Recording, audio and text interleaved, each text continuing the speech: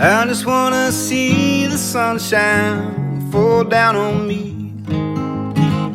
I just wanna feel the new day come set me free.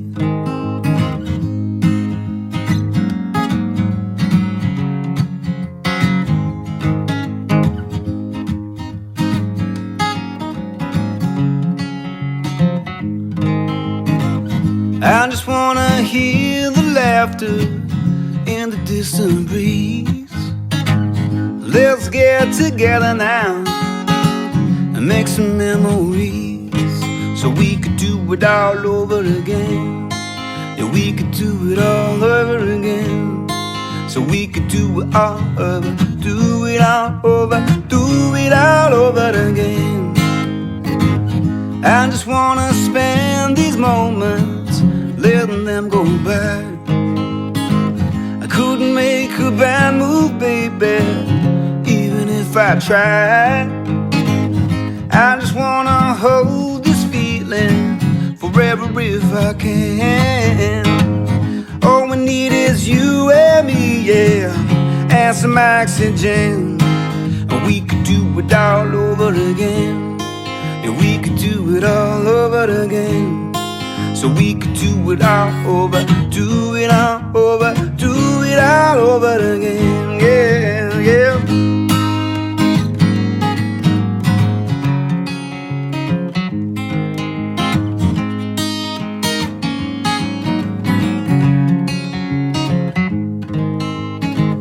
I just wanna taste the good life in every breath I take.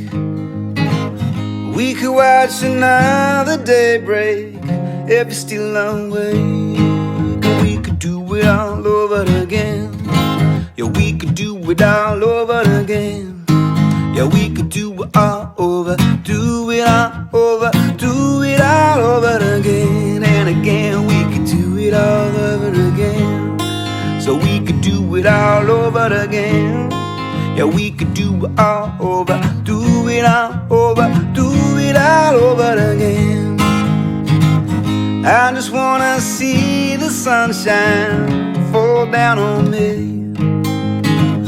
I just wanna feel the new day come set me free.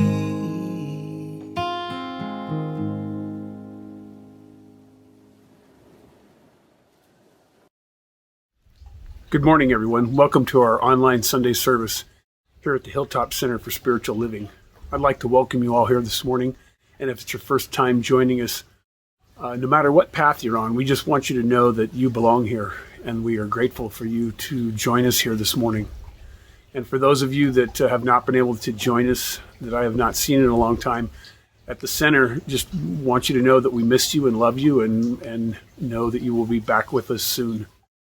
So now I'd just like to give thanks and be grateful for all that's unfolding here this morning in the music, in Reverend Guy's words, in each of you that are here with us, just to be grateful, to recognize that divine presence in each of you, and just to give thanks. And so now I'd like you to just join me in prayer. May we surrender to the divine truths of life in each moment. May we see God in all that crosses our path in this life. May we see in this present moment that everything in existence is somehow collaborating to keep us alive and well right now. May we be overwhelmed by gratitude and allow it to flow back into the world through each of us. And so now we give thanks for the many blessings we have been bestowed with. And may these blessings multiply as we continue to notice and give thanks daily for them.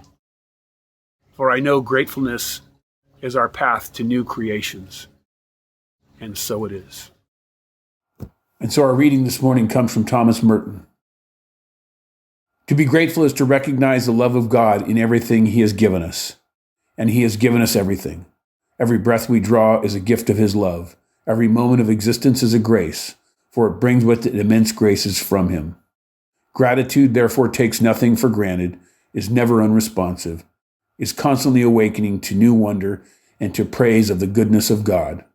For the grateful person knows that God is good, not by hearsay, but by experience. And that is what makes all the difference. And so it is. And now I invite you to close your eyes and bring your focus to this present moment. Now take a long, slow, deep breath in and slowly exhale. Feel any tension melting away as you gradually relax deeper with each breath. Take another long, slow, deep breath in and exhale. Feel yourself drifting into a state of deep relaxation and stillness. Continue to breathe slowly and gently as you bring your awareness to the top of your head. Picture a warm, loving, golden light spreading from the top of your head down to your toes. Feel your muscles relax as the light washes over you, surrounding and protecting you. Take a few more deep breaths and relax deeply. In this safe, relaxed state, reflect on all the things that you're grateful for along your path. Loved ones, a pet, breath in your lungs, sunshine, fresh air, a nice dinner you recently had, where you live, a nice compliment or support from a friend, whatever comes to mind. As each gratitude appears, visualize yourself saying the words, "Thank you," to each of these things. Now just picture the clothes that you're wearing. And picture the soil, the seeds, the plants, and all the different lives that have participated in bringing these clothes to you. And say thank you. And now picture a person in your life who you have or may be taking for granted. And just hold them in front of you and just tell them how grateful you are for them and why. Try to make the image feel as real as you can. Now allow the feeling of deep gratitude to come into your body. Notice in your body the feeling is. Take a few deep breaths and allow this feeling to expand. Enjoy the pleasant feeling gratitude gives you and feel it washing away your tension and negativity. Just stay in this place as long as you'd like. And I invite you to take this affirmation with you into the days to come. Thank you for the many blessings I have been bestowed with. May these blessings multiply as I continue to notice and give thanks for all of them. I know gratefulness is my path to new creation, and so it is. Hello, dear friends, and welcome to our Sunday celebration. As some of you guys may know, I am sort of a student of cosmic weather, the times and seasons, years and cycles that play themselves out both in our lives personally, in our lives collectively, and are seen through nature and the starry world. What I want to say is all signs this week portend to some very powerful things. And what I want to say to each and every one of you is we are beginning to move from the disorder that we have been in all year to the reorder that is starting to happen. So I want to assure each of you, you're going to be all right. We're going to make it through this. In fact, what I even offer for your consideration is that at some point you may look back on this year and find that there are things that you're grateful for. Perhaps you're grateful that you're not having to make a commute. Perhaps you're grateful that the world seems to have slowed down just a bit, giving you more time with your loved ones, with our families, to be able to cook and not eat out as much. And it's not to diminish the suffering that is absolutely going on, because it is true. And it's not to pretend that there haven't been major inconveniences for all of us, because they have. But if you think about it now, are there things that you can look back on this time and say, for this I am grateful? And you know, it's an important skill to learn. Something that Seth Godin says is this, is he says, attitude is a skill. We sometimes think we live at the effect of things, that what's going on the outside determines the attitude that we hold. But you know, it's something that we cultivate. It's something that we train. And so an attitude of gratefulness is a skill that we hone, develop, and practice like every other skill. I often like to think of gratefulness as sort of cleaning the windshield of our car. Have you ever noticed sometimes where maybe you've ignored your windshield or your car for a while because it's been raining, it's been muddy, or whatever the case may be, and then one day you clean your windshield and it's like, oh, that makes all the difference. Look how clear everything is. And by the way, a good spiritual practice is to clean your windshield often. You know, again, the external and the internal are one and the same. Emma Curtis Hopkins, who's one of the teachers of our denomination, used to say, even after the rain or the storm has passed, we still must clean the windows. We still must look at our perspective. We still must develop and hone the skill, the attitude of gratefulness. And, you know, one of the things that I want to talk about today is how that the entire spiritual path can basically come down to two things: self-awareness and doing good for others. Those two things, to have a level of self-awareness, of self-awakening, and to realize that we live in a world that is bigger than ourselves. Something that Brian McLaren says is, he says, we have a tendency to be blind to the very things that blind us. And self-awareness is the practice of becoming aware of those internal biases, the sort of the dust or the crud on the windshield or the lens by which we look out into the world. And you know, there has been so much research done on the human mind and the understanding of how things go, all the way back to the early survival skills that we developed perhaps on the savannas of Africa or the steppes of Europe. But what we do know that is true for you and I are things known as confirmation biases. And let me offer a couple of those. One is, we prefer a lie that makes us comfortable to a truth that makes us uncomfortable. We also prefer a lie that makes us happy as opposed to a truth that draws some other emotion to it. Now, like I've said before, these are survival skills, and they work. They're good things to have, but we should be aware of when they're operating in our world inside and how we see the world outside, our biases.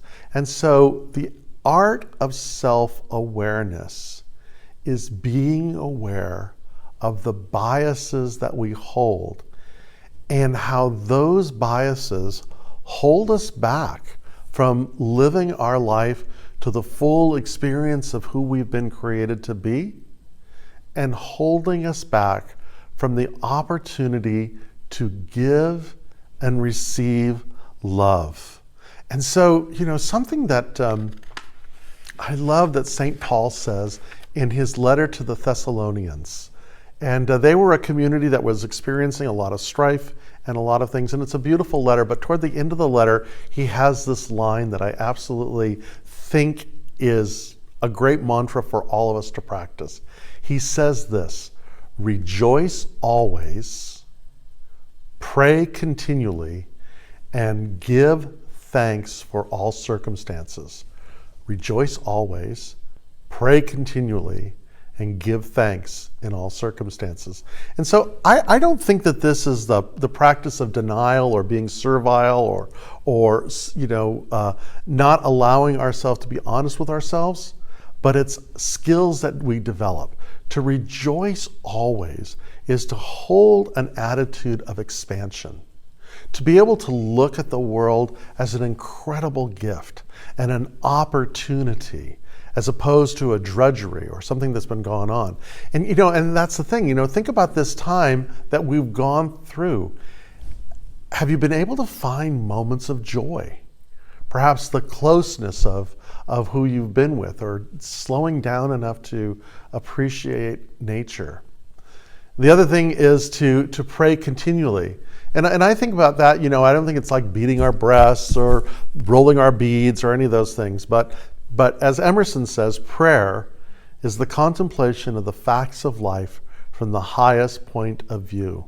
And he also says in one of his writings is, every thought is a prayer, and every prayer is answered. And so we are creating, the genesis of everything is a thought. That thought is a prayer.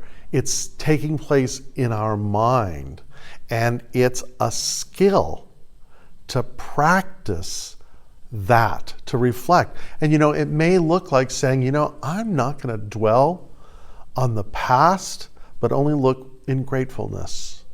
I'm not going to worry about the future, but think only in possibility. And I'm not going to withdraw or withhold in the present, but to practice openness and curiosity and a willingness for novelty in our life. And that this is high mysticism. This is deep mental science. This is the very essence of what it means to develop a spiritual life.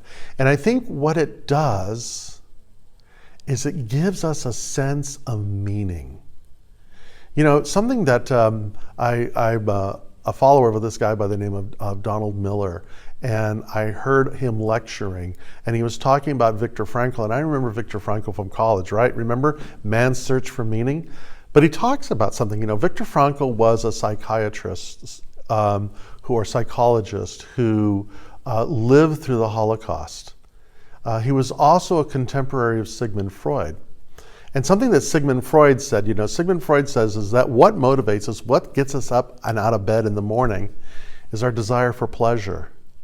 But Frankl contests that. He says, no, what gets us up, what gets us going is not so much the search for pleasure, but to search for meaning.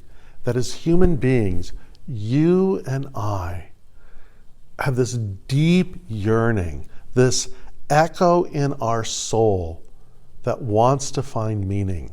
Viktor Frankl was working in a hospital in Germany after the war, and there was a high suicide rate, especially among teenagers, because there was, between the First and the Second World War, Europe was just defeated in so many ways, and there was this deep existential finding or yearning for meaning.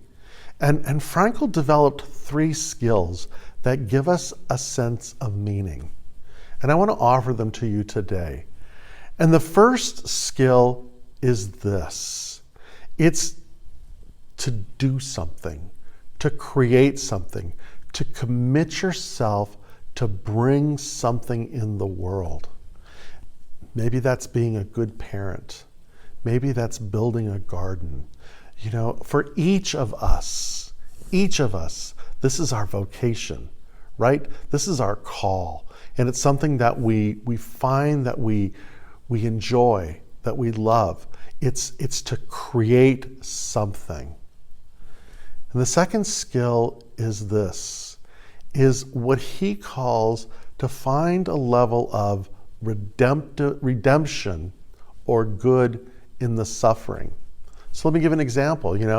We've all been on lockdown. We're heading towards another lockdown, it seems. And so our worlds become very small. Yes, this is a sacrifice, but there's good that comes from this. We can slow down. The earth has a chance to sort of catch its breath. We have a sense to catch our breath. We can slow down. Another one is this, there's perhaps we want to get into a more healthy lifestyle, and it means letting go of things like sugar. Yeah, it's suffering, but there's a good that comes out of that suffering. So think of yourself right now, things that you're sort of struggling with. Is there a good that comes from these? And finally, the third is this, is to be in community, to be with people that see you, love you, support you. They see you, they celebrate you, they serve you, and allow you to give the same thing. And that when we practice these three things, we find meaning in our life. Kurt, at the very beginning of our celebration, gave this amazing reading from Thomas Merton. And he and I share this deep love of this great American mystic and prophet and this prolific writer. And he talks about how gratitude creates the space for newness in our life. Because when we are grateful, it clears the lens so that we can see differently. When we create and practice gratefulness, then we engage in something and we realize how precious life is and that there is a giver of the gift of life. And we want to give back, we want to do. We also realize in the practice of gratefulness that even when we're uncomfortable, even when we suffer, even when we look at things, there's a good that can come from this. Self-reflection is not easy work. It's tough, but there's something that's great that comes from that. And then being in community. What a great experience to give and receive love. So as our practice today, I'm going to invite you to look at these three things. What can you create? What are you giving to the world? How can you find good in the sacrifice or the suffering that you may experience? And who is your community? And how are you contributing to that community? And again, let us reflect on the words of Thomas Merton. And I thought about editing it and making it gender neutral, but let's just listen to how he says it, and we can edit it within our own mind. To be grateful is to recognize the love of God in everything He has given us, and He has given us everything. Every breath we draw is a gift of His love. Every moment of existence is a grace, for it brings with it immense graces from Him. Gratitude, therefore, takes nothing for granted, is never unresponsive, is constantly awakening to new wonder and to praise of the goodness of God. For the grateful person knows that God is good, not by hearsay, but by experience. And that is what makes all the difference. And so, we give thanks. We recognize this living presence of God. And that within the very essence of who we are is this deep yearning, this desire to create and to do. It is the very echo in our soul. And we say yes to this. We recognize that good can come from all things. And we may be feeling pain. We may be feeling loss. But we know that there is good that is going to emerge. And for this we are deeply grateful. And in this gratitude, we recognize that we are not alone, that we are in a place where we may give and receive love. And so it is. So thank you again for tuning in. You know, we're growing, and that's important because you may have heard that San Diego County, which includes Fallbrook, has now moved back to the purple tier, so things are shutting down.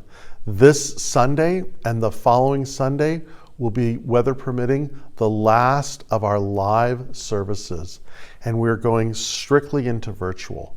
And what that means is that we're working really hard to create content, to create joy, to create beauty in this virtual community. And now more than ever, it is important that we hold this fellowship together, that we support you with the spiritual tools to help you, that we are a community that sees you, serves you, and celebrates you, and that we can depend on you for the support that allows us to create and do. We are all in this together. And so thank you for your continual and generous support. And again, to those whom you love and those whom you receive love from, I wish you and all the practitioners and the board and the members of this community, we all wish you many, many, many blessings.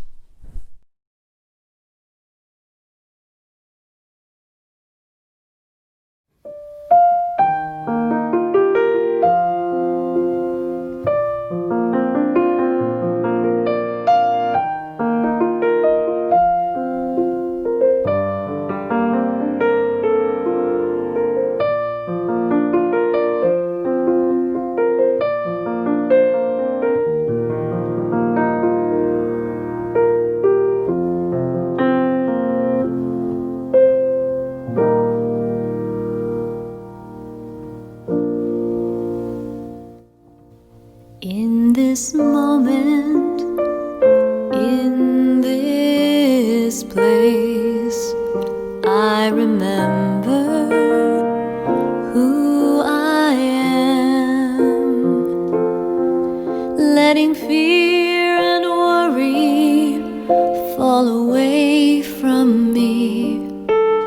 I open my eyes and see there is only love. There is only love. It's a love that heals, love that sets us free. There is only love. When I lose myself, when it seems I've lost my way, when I go inside and quiet my mind, I can hear Spirit gently say, there is only love. There is only love. It's a love that heals, love that sets us free. There is only love. There is only love. There is only love. It's a love that heals, love that sets us free.